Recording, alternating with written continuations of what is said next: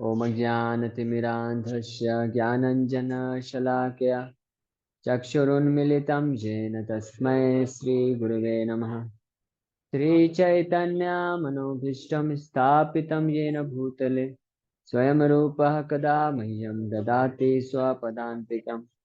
वन्देऽहं श्रीगुरो श्रीयुतापदकमलं श्रीगुरून् वैष्णवांश्च श्रीरूपं साग्रजातं सहगना रघुनाथान्वितं तं सजीवं साद्वैतं सावधूतं परिजनसहितं कृष्णचैतन्यदेवं श्रीराधा कृष्णपादान् सहगणललिता श्रीविशाखान्वितांश्च नमो ॐ विष्णुपादाय कृष्णप्रेष्ठाय भूतले श्रीमते भक्तिवेदान्तस्वामिन्निति नामिने नमस्ते सारस्वतदेवे गौरवाणी प्रचारिणे निर्विशेषशून्यवादी पाश्चात्यदेशतारिणे नमो महावदन्याय कृष्णप्रेमप्रदायते कृष्णाय कृष्णचैतन्यनाम्ने गौरतुसे नमः। हे कृष्ण करुणा सिंधु दीनबंधु जगतपते गोपेश गोपिका कांत राधा कांत नमस्तुते। तप्त कांचन गौरांगी राधे वृंदावनेश्वरी वृषभानुसुते देवी प्रणमामि हरिप्रिये। वाञ्छाकल्पतरुभ्यश्च कृपा सिन्धुभ्येव च पतितानां पावनेभ्यो वैष्णवेभ्यो नमो नमः। जय श्री कृष्ण चैतन्य प्रभु नित्यानंद श्री अद्वैत गदाधर शिवासादि गौर भक्तवृंद। हरे कृष्णा कृष्णा कृष्णा हरे हरे, हरे राम राम राम हरे हरे।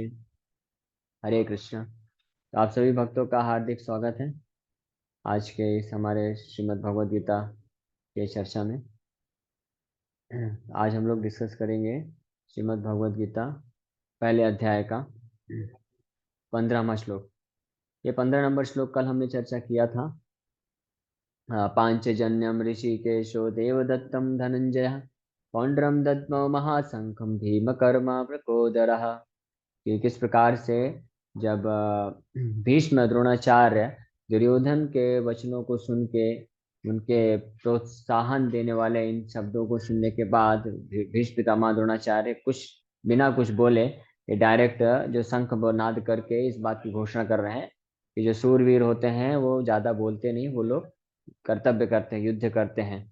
तो इस प्रकार से उन्होंने उस तरफ से शंखनाद किया और जैसे भीष्म पितामह और कौरवों का शंखनाद हुआ तो उन शंख की ध्वनि को सुन के इस तरफ से पांडव यानी अर्जुन और भगवान कृष्ण जो है शंखनाद करते हैं और शंख बजाते हैं। तो दोनों के शंखों का वर्णन चल रहा है इन श्लोकों में कि भगवान ऋषिकेश, भगवान कृष्ण का दो नाम आया है। 14 नंबर श्लोक में भगवान कृष्ण का नाम आता है माधव, जो इस बात को सूचित करता है कि वो लक्ष्मीपति हैं। और अर्जुन के तरफ से अभी माधव लक्ष्मीपति हैं, तो निश्चित रूप में लक्ष्मी भी उनके तरफ ही आने वाली है, यानी पांडवों की विजय होने वाली है। दूसरा शब्द भगवान का दूसरा नाम 15 नंबर श्लोक में आता है ऋषिकेश।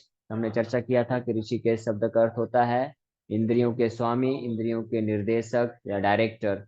तो पांडव अर्जुन क्योंकि भगवान कृष्ण की शरण ग्रहण कर चुके हैं, तो भगवान कृष्ण अब उनको उनके सारथी बन के, न केवल रथ के सारथी बल्कि उनके मन, इंद्रिया और उनके जीवन के सारथी बन के उनको ऐसा उपदेश करने वाले हैं, इस प्रकार से निर्देश देंगे, इस प्रकार से डायरेक्शन करेंगे, न केवल आध्यात्मिक ज्ञान में बल्कि भौतिक इस युद्ध में भी भगवान कृष्ण अर्जुन को डायरेक्ट करेंगे और विजय हासिल करवाएंगे। तो ये श्लोक संजय के द्वारा बोले जा रहे हैं, धृतराष्ट्र को बोल रहे हैं और इसके माध्यम से वो यही भविष्यवाणी कर रहे हैं कि पांडवों की जयस्तु पांडुपुत्र नाम येषां पक्षे जनार्दना, कि जय विजय तो पांडुपुत्रों की होगी, पांडवों की होगी जिनके तरफ से जनार्दन स्वयं भगवान कृष्ण उपस्थित है। तो कल हमने ये चर्चा किया था और साथ ही साथ हमने ये भी चर्चा किया था इस श्लोक में भीम कर्मा वृकोदरहा, जो वृकोदरहा मतलब वेरोसियस ईटर, जो बहुत खाने वाले भीम है, वो भीम कर्मा, उनका कर्म भी कैसा होता है, भीम, भीम मतलब ग्रेट, बहुत ही हरकुलियन टास्क, महान महान कार्य जो कर सकते हैं, महान महान युद्ध कर सकते हैं, ऐसे भीम जो है इस युद्ध में उपस्थित हैं। तो संजय भीम कर्म वृकोदरहा बोल के ये सूचित करना चाहते हैं धृतराष्ट्र को कि आपके सारे पुत्र जो हैं ये भीम के द्वारा मारे जाएंगे। तो यहाँ से इस बात की भी भविष्यवाणी हो रही है। तो हम देख सकते हैं कि पहले अध्याय के प्रैक्टिकली हर श्लोक में केवल यही घोषणा हो रही है, यही सूचित होता है कि भगवान कृष्ण जिनके तरफ हैं पांडव जिन्होंने भगवान कृष्ण का आश्रय ले रखा है, उनकी विजय निश्चित रूप में होने वाली है। अब ये जो श्लोक है 16, 17, 18, आज हम इस पर डिस्कस करेंगे। इन 3 श्लोकों में पांडवों के तरफ से जो अन्य अन्य महान बाकी 4 पांडव और उनके अलावा भी जो महान योद्धा हुए हैं, उन्होंने भी जो शंख बजाए उसका वर्णन यहाँ पे दिया गया है। तो इसको हम रिसाइट करते हैं। अनंत विजयम राजा कुंती पुत्रो युधिष्ठिरः नकुलः सहदेवश्च सुघोष मणिपुष्पकौ काश्यश्च परमेश्वासः शिखण्डी च महारथः धृष्टद्युम्नो विराटश्च सात्विकिश्च पराजितः द्रुपदो द्रौपदेयाश्च सर्वशः पृथिवीपते सौभद्रश्च महाबाहु शङ्खान् दद्मो पृथक् पृथक्। ट्रांसलेशन इस प्रकार से है। King Yudhishthira the son of Kunti blew his conch shell, the Anant Vijay, and Nakul and Sahadev blew the Sughosh and Mani Pushpak. That great archer, the king of Kashi, the great fighter Sikhandi, Drishtadyumna, Virat, the unconquerable Satyaki, Drupad, the sons of Draupadi, and others, O king, such as the mighty armed son of Subhadra, all blew their respective conch shells. तो यहाँ पे जो अन्य अन्य महान योद्धागण हैं, beginning with Yudhishthir महाराज आदि, युधिष्ठिर महाराज और उनके सारे जो भाई हैं, नकुल सहदेव। पिछले श्लोक में अर्जुन, भगवान कृष्ण और अर्जुन ने शंख बजाए और भीम जो शंख बजाए उसका वर्णन कर रहे हैं। अब इन 3 श्लोकों में युधिष्ठिर महाराज, नकुल, सहदेव जो शंख बजा रहे हैं उनका नाम मेंशन किया जा रहा है। और साथ ही साथ में और जो महान योद्धा है, शिखंडी, धृष्टद्युम्न, विराट, सात्यकी और अभिमन्यु, द्रौपदी के 5 और पुत्र जो हैं, इन सबों ने जो शंख बजाया उसका वर्णन यहाँ पे किया जा रहा है।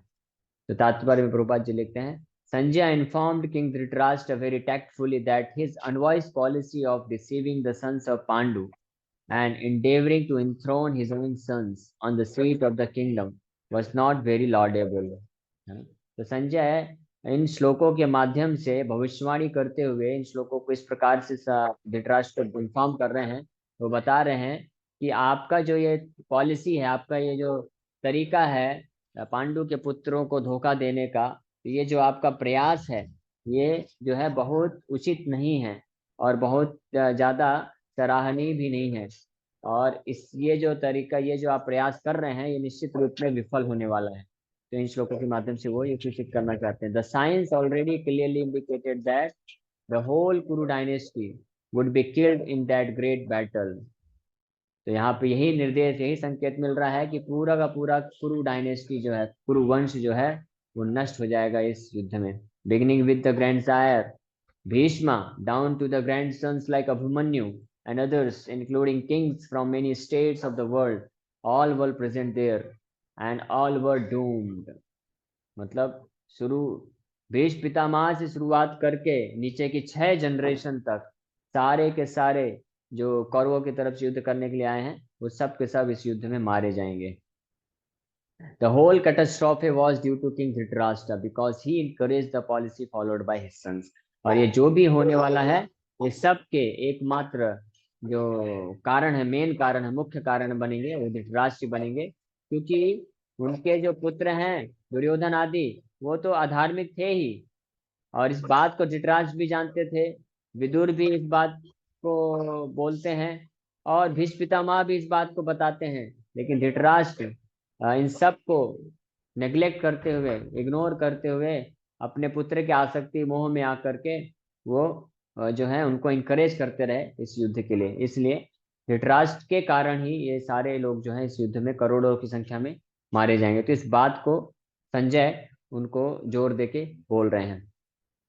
अब इन श्लोकों में एक और चीज बहुत स्पष्ट रूप से पता चलती है कि अनंत विजयम राजा कुंती पुत्रो युधिष्ठिर नकुल सहदेवश सुघोष मणिपुष्पको काश्यश्च परमेश्वास।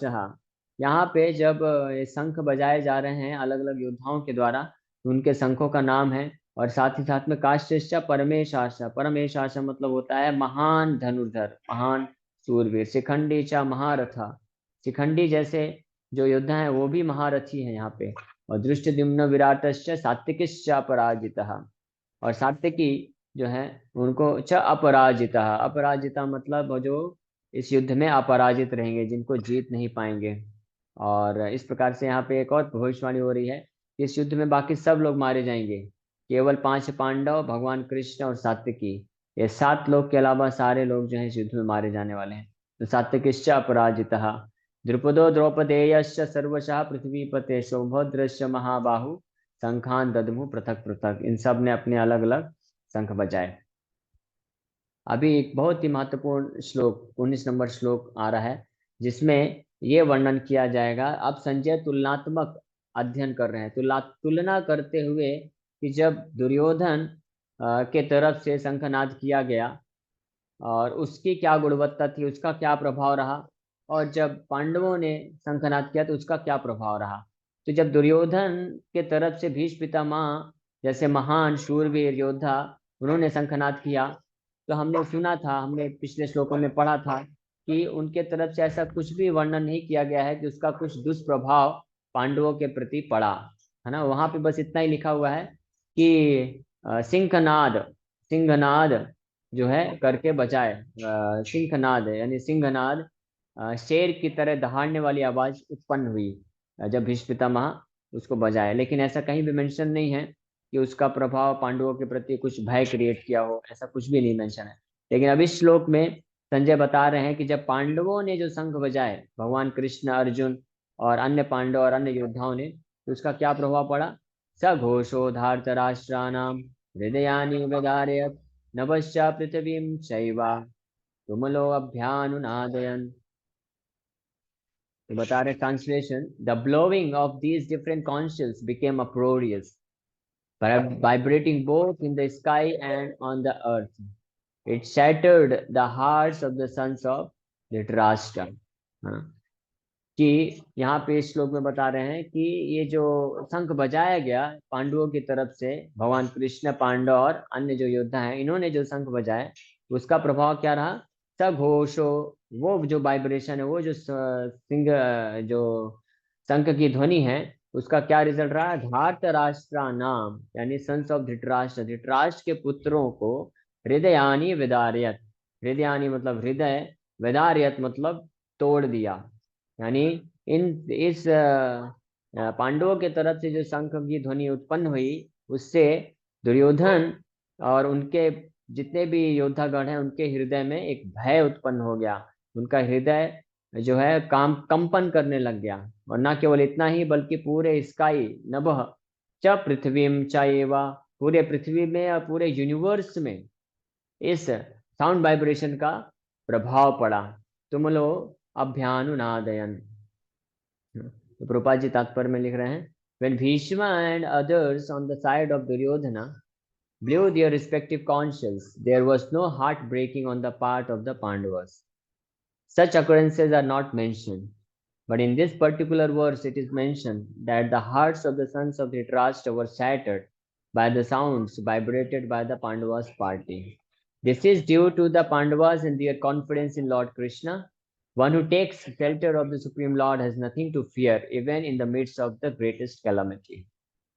तो यहाँ पे साफ साफ क्लियर ये स्पष्ट रूप से मेंशन किया जा रहा है कि जब भीष्म और दुर्योधन ने शंख बजाए, तो उसका कोई हार्ट ब्रेकिंग, है ना, हृदय को कंपन करने जैसा कोई भी प्रभाव पांडवों पे नहीं पड़ा।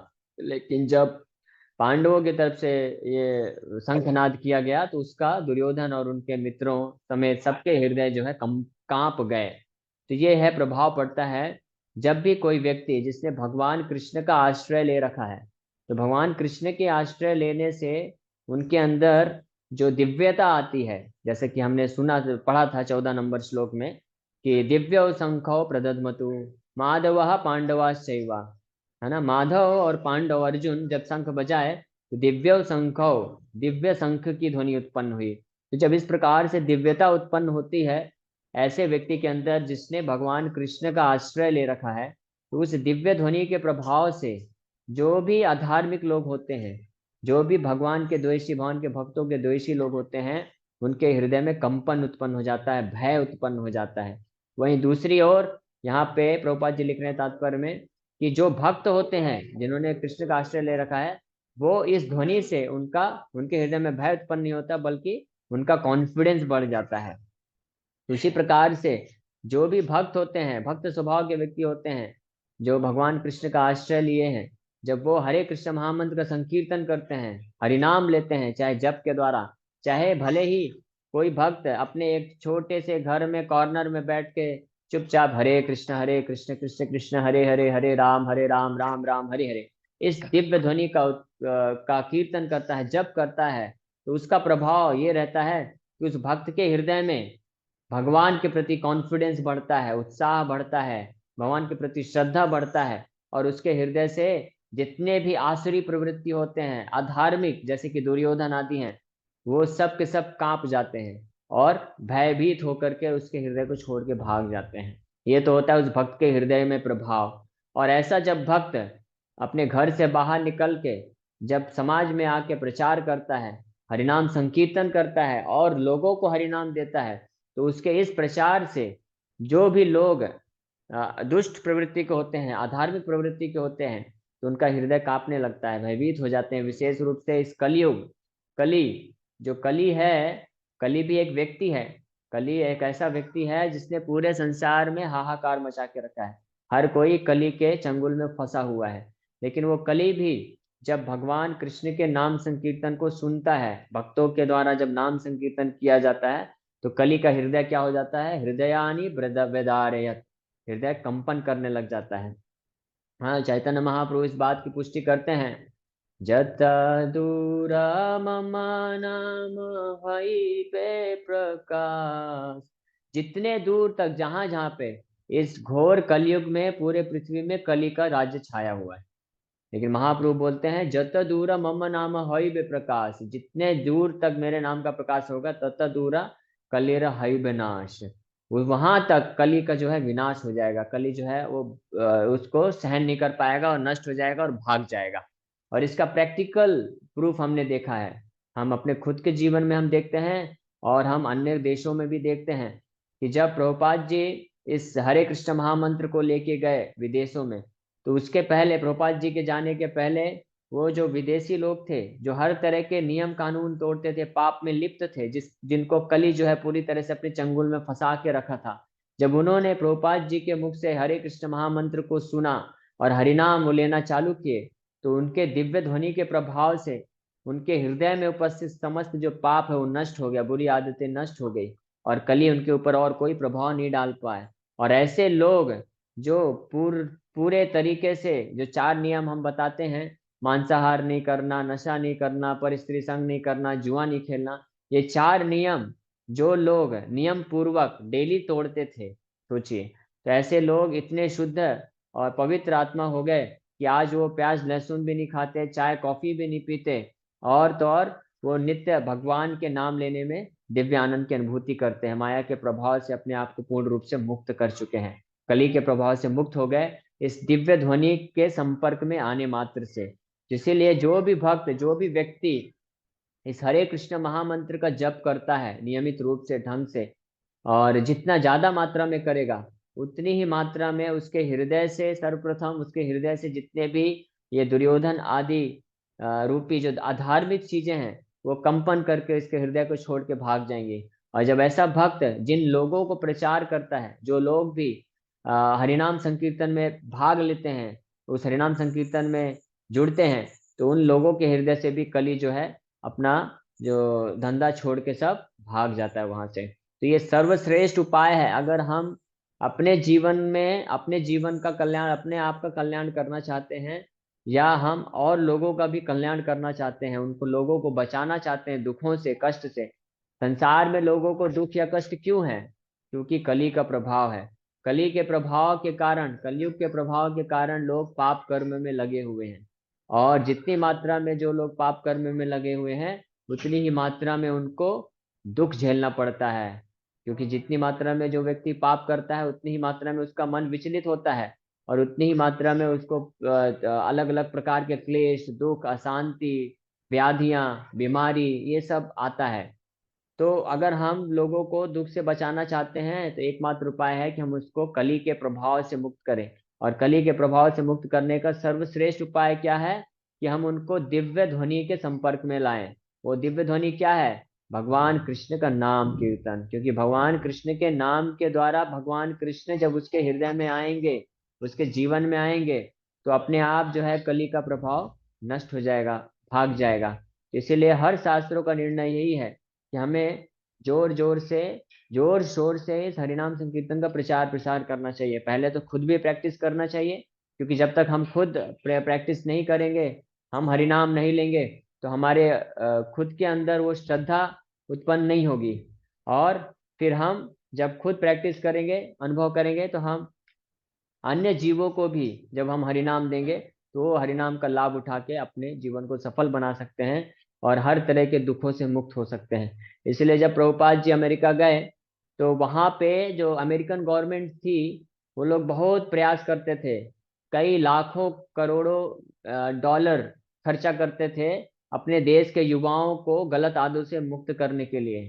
क्या क्या गलत आदतें? नशा करना, परस्त्री संग करना, चोरी करना, डकैती करना, जुआ खेलना, ये सब गलत आदतों में वहाँ के नवयुवक फंस चुके थे। तो अमेरिकन गवर्नमेंट खूब प्रयास करती थी अलग अलग तरीके से कि इनको मुक्त किया जाए, और लाखों करोड़ों डॉलर खर्च करती थी। लेकिन जब प्रभुपाद जी गए, तो बिना कुछ खर्चा किए मात्र उनको इस हरिनाम संकीर्तन में एकत्रित किए, हरिनाम संकीर्तन कराए, और ये कराने मात्र से वो लोग पूर्णतया जो है इस गलत आदतों से मुक्त हो गए। इस तरह से मुक्त हुए कि वहाँ के जो पादरी हुआ करते थे और जो गवर्नमेंट होती थी, वो आश्चर्यचकित हो जाती थी कि ऐसा क्या प्रभाव है इस स्वामी के पास कि बिना कुछ पैसा खर्च किए, बिना कुछ जादू किए, इसने जो है इन युवाओं के जीवन में ऐसा परिवर्तन कर दिया कि जो इतने पाप में लिप्त रहते थे, आज ये जो है भगवान कृष्ण के लिए, भगवान के प्रति, आध्यात्मिक जीवन के प्रति पागल हो गए हैं। ये है प्रभाव, ये हम प्रैक्टिकली देख सकते हैं। ऐसा नहीं है कि ये बस शास्त्रों का बात है। शास्त्रों में तो है ही है, शास्त्रों में तो वर्णन है ही है कि किस प्रकार से नारद मुनि ने इसी हरिनाम के द्वारा वाल्मीकि मुनि, जो कि एक डाकू थे, उनका हृदय शुद्ध किए। किस प्रकार से नारद मुनि ने मृगारी नामक बहुत भयानक शिकारी का हृदय परिवर्तन करके, शुद्ध करके उसको एक शुद्ध वैष्णव बना दिया। जो कि ऐसा मृगारी जो कि पशु पक्षियों को आधा मारता था, वो इतना शुद्ध हो गया कि वो एक चींटी को भी मारने के लिए तैयार नहीं था। तो शास्त्रों में तो ये वर्णन है, लेकिन वो चीज आज भी एप्लीकेबल है, आज भी अप्लाई होता है कि ऐसा व्यक्ति जब हरिनाम संकीर्तन से जुड़ता है, उसका हृदय शुद्ध होता है, तो वो हर तरह के पाप कर्म करने से अपने आप को रोक पाता है ना। इसके कई प्रैक्टिकल उदाहरण हैं। जैसे मैं एक आपको उदाहरण दिया, प्रभुपाद जी अमेरिका गए, वहाँ के हिप्पीज को किस प्रकार से ट्रांसफॉर्म किया।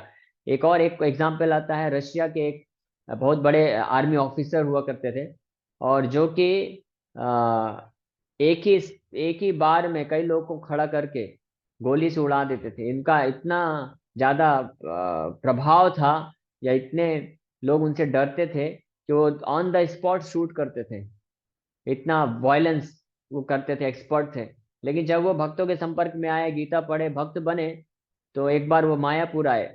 मायापुर में वो एक मच्छर को मारने के लिए भी तैयार नहीं थे। जब एक भक्त एक मच्छर को मारने के लिए कुछ लगा रहा था, तो उनको वो रिक्वेस्ट करते हैं कि आप मच्छर को क्यों मार रहे हैं, आप मॉस्किटो नेट लगा के सोइए ताकि मच्छर का वध ना हो। तो ये हम परिवर्तन आज भी देख सकते हैं। और वो कोई भारतीय नहीं है, वो रशियन है, जो कि हर तरह के हिंसा करने में एक्सपर्ट होते हैं। और इतना ही नहीं, चाइना में भी आज इस्कॉन टेम्पल है। चाइना के लोग जो कि हर तरह के जानवर को उल्टा, जो जानवर उड़ सकता है, जो तैर सकता है, जो चल सकता है, हर किसी को खाने में वो एक्सपर्ट होते हैं। वो लोग जब भक्त बन जाते हैं, उनका हृदय इतना शुद्ध हो जाता है कि वो लोग भी एक चींटी को मारने के लिए तैयार नहीं होते हैं। किसी भी तरह का मांसाहार सब छोड़ देते हैं, वो चाय कॉफी छोड़ देते हैं। तो ये है प्रभाव, हृदय को इतना शुद्ध करने की शक्ति रखता है ना। तो इन श्लोकों से हमको यह शिक्षा मिलती है कि अगर हम भगवान कृष्ण का आश्रय लेते हैं, उनके नाम का जप करते हैं, तो उस नाम, दिव्य नाम के प्रभाव से, दिव्यता से हमारा हृदय शुद्ध हो जाता है। और हम भी उस दिव्य ध्वनि के प्रभाव से जितने भी अधार्मिक चीजें हैं, कली है, उसके प्रभाव को हम नष्ट कर सकते हैं। ठीक है। तो आज के इस श्लोक में हमने यही चर्चा किया, शिक्षा प्राप्त किया। आप सभी भक्तों का बहुत बहुत धन्यवाद कि आप लोग बहुत ध्यान पूर्वक, विनम्रता पूर्वक श्रवण किए। आप में से किसी भक्त का कोई प्रश्न है तो पूछ सकते हैं। हरे कृष्णा। प्रश्न प्रभु जी मेरा ये है कि आज बड़ा अच्छा लगा नाम की महिमा, हम तो नाम की महिमा लगातार सुनना चाहते हैं। तो प्रभु जी, लोग सुनते सब, कौन नहीं जानता भगवान का नाम लेना चाहिए, सब जानते हैं बच्चे से बूढ़े तक। बट वही बात आती है कि लेते नहीं है। और दूसरा, लेते में तो लोगों को लगता है कि हम अलग से माला क्यों जप करें, हम काम करते करते नाम ले लेंगे, नाम कैसे भी लो, किसी प्रकार से लो होता। तो प्रश्न मेरा ये है कि नाम स्पेशल लेना चाहिए कि काम करते करते लेना चाहिए? और मन से ले लेते हैं, बोल ले लेते हैं, ऐसे लोग सब बहाना देते हैं, कारण बताते हैं। थोड़ा सा नाम जप करें, ओके। मिले, ऐसा कुछ। ओके, समझ माला। गया। तो निश्चित रूप में आप भगवान के नाम को सदैव जप कर सकते हैं और सदैव जप करना भी चाहिए। जब आप काम भी कर रहे हैं, एक हमारे भक्त हैं, वो कथा करते हैं तो बोलते हैं हाथ से काम, मुंह से नाम। यानी आप काम करिए, आपका हाथ पैर लगाइए, लेकिन मुंह खाली है ना, मुंह को नाम हमेशा भगवान का लेते रहिए। तो निश्चित रूप में वो तो करना ही है। लेकिन उसके बावजूद भी ये जो हम साधन भक्ति के स्टेज में है, साधना कर रहे हैं, तो हम अपने आचार्यों के आज्ञा का पालन करते हुए हम माला पे जप करते हैं, ताकि माला पे जब हम जब माला लेके जप करते हैं तो संकल्प हमारा बढ़ता है, भगवान के नाम में तीव्रता आती है, हम ज्यादा ध्यान पूर्वक कर सकते हैं। और क्योंकि हम आचार्यों के आदेशानुसार कार्य कर रहे हैं तो उनकी कृपा को भी प्राप्त करते हैं। इसलिए निश्चित रूप में हमको माला पे कम से कम 16 माला का जप तो करना ही चाहिए। उसके अलावा पूरा दिन भर आप नाम लेते रहिए। और दूसरा प्रश्न आपने पूछा कि कुछ लोग बोलते हैं कि हम मन में हमेशा भगवान को स्मरण करते हैं, तो अलग से नाम लेने की क्या जरूरत है। तो उसी प्रकार से जरूरत है जिस प्रकार से केवल मन में स्मरण करके आप जो है खाना नहीं खा सकते हैं। आपको अगर खाना है पूरी सब्जी पनीर, तो मन में तो आप बहुत सोच सकते हैं ना कि बढ़िया मैं पूरी खा रहा हूँ, पनीर खा रहा हूँ, रसगुल्ला रसमलाई सब खा रहा हूँ। तो क्या ये चलेगा? क्या पेट भरेगा? नहीं। तो जिस प्रकार से आप अच्छा अच्छा खाने के लिए केवल मन में नहीं खाते हैं और आप जाके प्रैक्टिकली खरीदते हैं या बनाते हैं और खाते हैं, उसी प्रकार से भगवान का सेवा, भगवान का नाम जप केवल मन बस में नहीं करना चाहिए। भगवान को प्रेजेंट करना चाहिए, यानी भगवान अपनी इंद्रियों को भगवान की सेवा में लगा के भगवान का स्मरण करना चाहिए। और सबसे पहले जो इंद्रिया जो हमको सेवा में लगाना है वो अपनी जीवा को लगाना है और कान को लगाना है। तो जीवा के द्वारा भगवान का नाम लीजिए, कान के द्वारा भगवान के नाम को सुनिए। इस प्रकार से ये दो इंद्रियां जो है भगवान की सेवा में लगती हैं। तो हमको कंजूसी नहीं करना चाहिए, केवल मन बस को नहीं लगाना चाहिए, मन को भी लगाना चाहिए और सारी इंद्रियों को भी भगवान की सेवा में लगाना चाहिए। तो आपका जीवा भी लगाइए, कान भी लगाइए, और साथ में जब आप माला लेके जप करते हैं तो आपका उंगली भी, हाथ भी भगवान की सेवा में लगता है। तो हर चीज भगवान की सेवा में लगाना चाहिए। ओके, हरे कृष्णा। और किसी भक्त का और कोई एक प्रश्न। प्रश्न? हाँ, श्रुति माता जी पूछिए, आपका प्रश्न है। इसके बाद हम लोग विराम करेंगे। Last question. हरे कृष्ण प्रभु जी, दंडवत प्रणाम। हरे कृष्णा।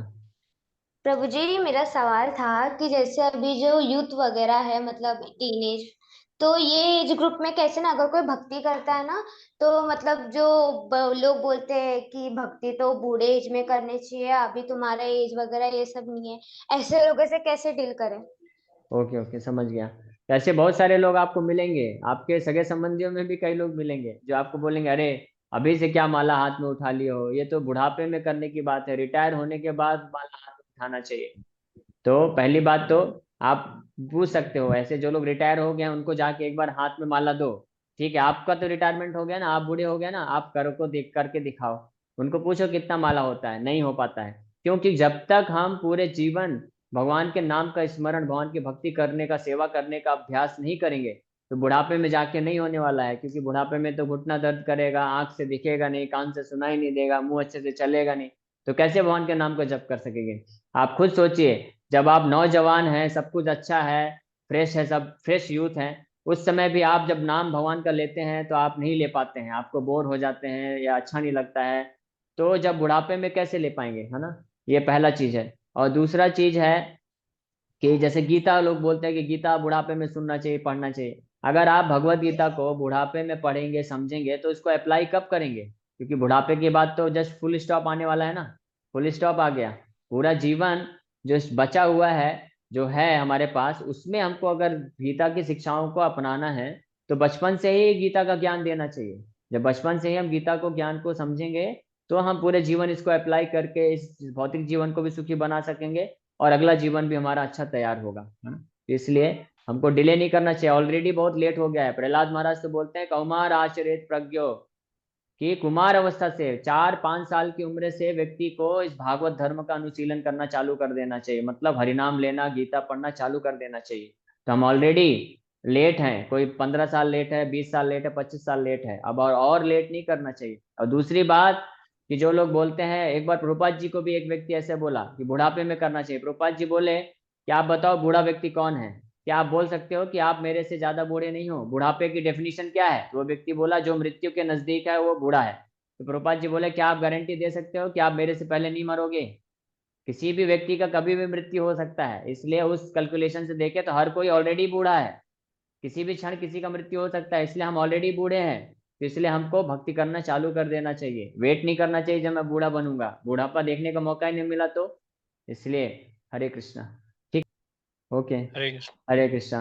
आप सभी भक्तों का बहुत बहुत धन्यवाद कि आप लोग अपना कीमती समय निकाल के आए।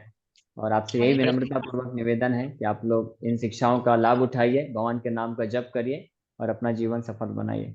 हरे कृष्णा।